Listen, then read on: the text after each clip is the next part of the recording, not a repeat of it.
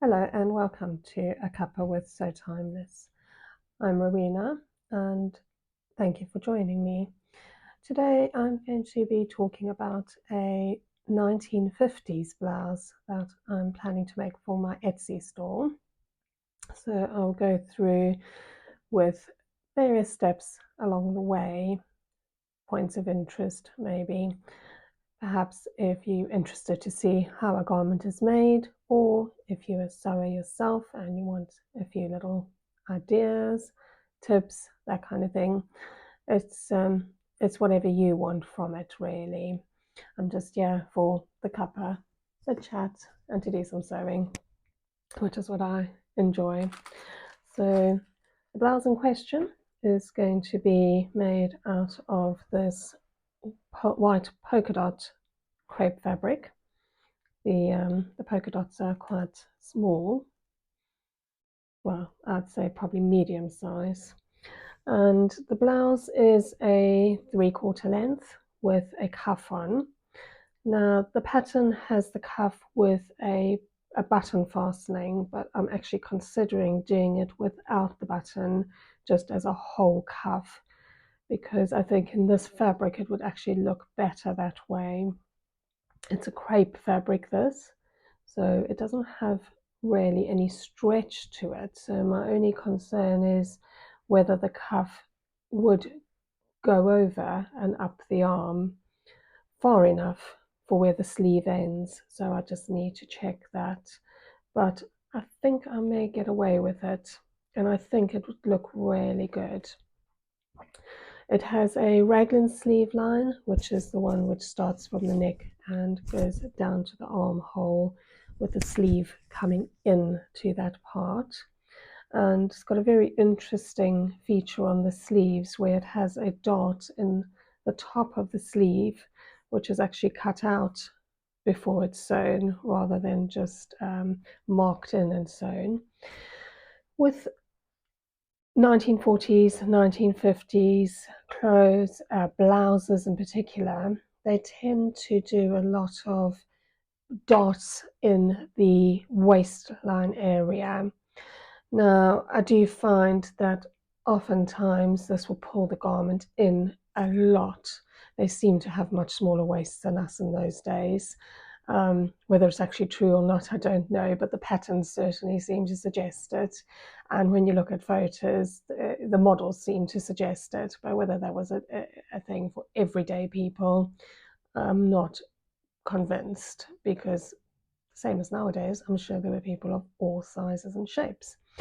So I'd have previously, with previous blouses I've made, done the dots for the shaping. But because my aim with my clothes that I make, although they're vintage style, I want them to be comfortable to wear in the modern world. I want them to be adaptable for people to wear with their modern clothes.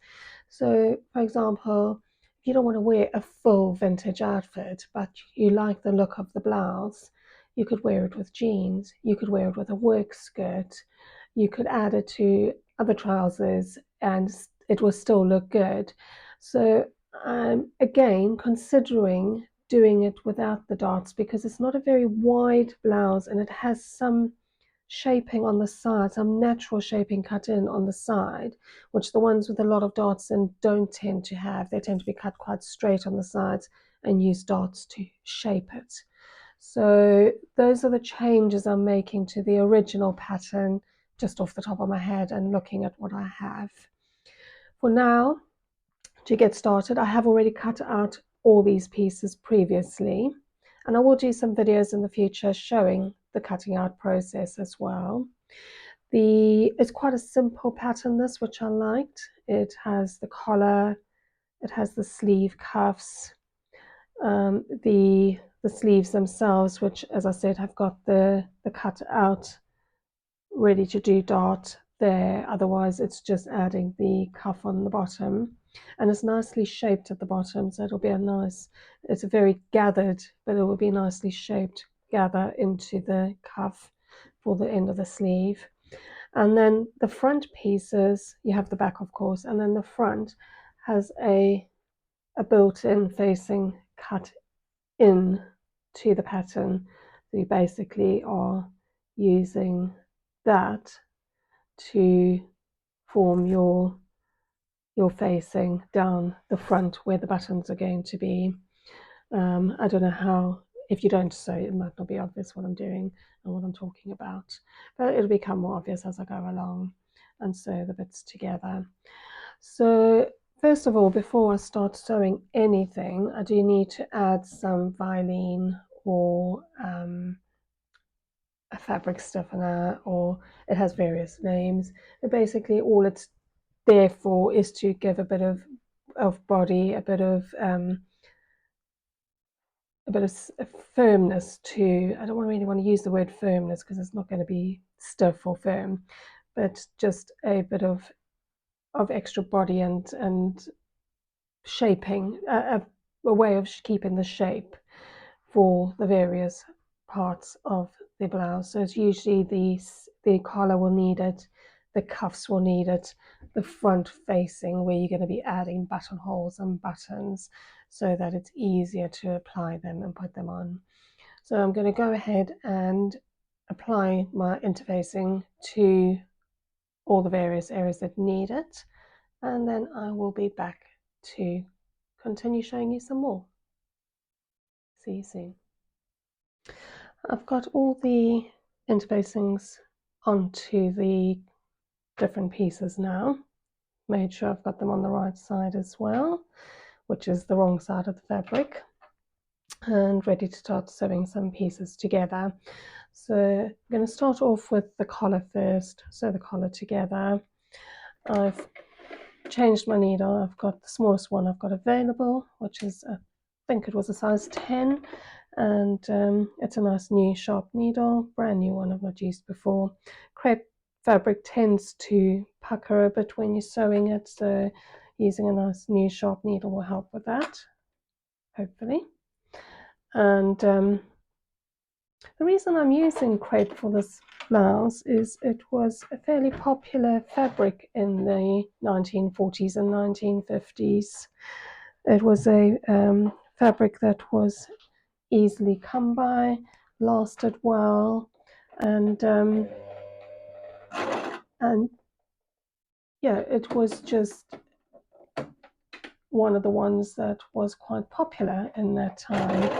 Came in various colors, etc. as well, colors, patterns, designs.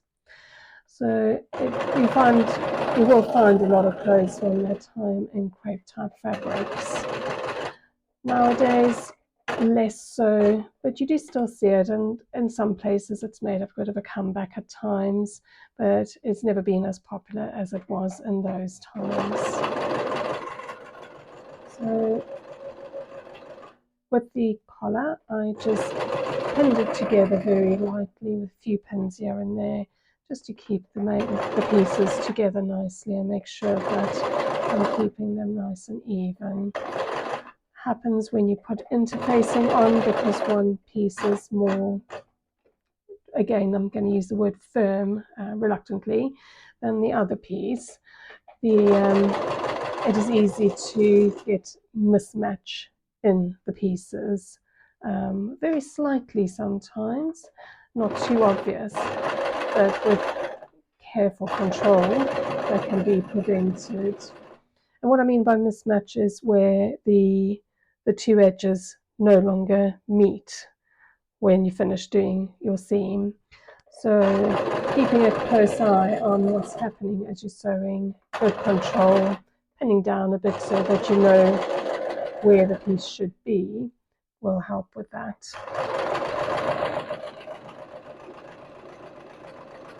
And we're nearly at the end of sewing this collar together.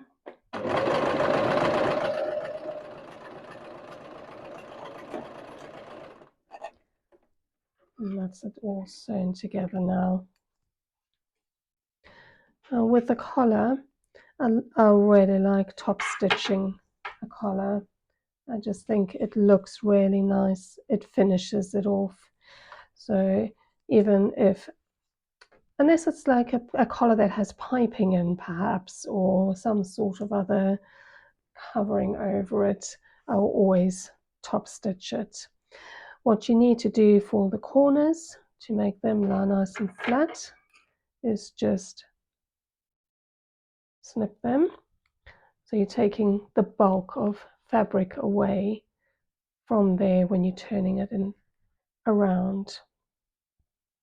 But make sure not to snip the actual stitching you've just done, or you'll have a hole in the corner rather than a corner. And then just very carefully turn that with the right side out. You should have a nice point there. Once that's top stitched down and lying flat as well, see you've got a nice sharp corner to your collar. And we'll have one on the other side as well. And we'll just get that turned around. A lot of these things that I'm doing are standard. They things that I've done for many, many years because it's part of sewing in general. Things you learn when you're quite new to sewing, but things that are necessary to make sure that you have a really nice looking garment at the end. You want something that's well finished off, nice and neat. You can see you've got your two nice sharp corners of the collar there. So I'm going to top stitch this. I won't make you sit through that because it does take a little while.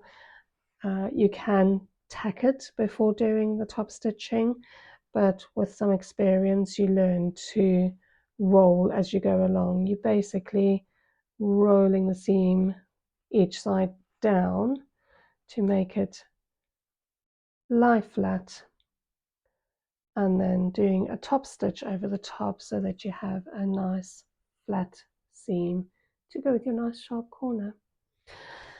So that will be the collar done. And then what I'll do before I come back to you is I'll just get the sleeve prepared with that dot that's cut into it. So I'm just going to sew that dot in there to make the sleeve hole, and then show you where how I'm going to put the raglan together.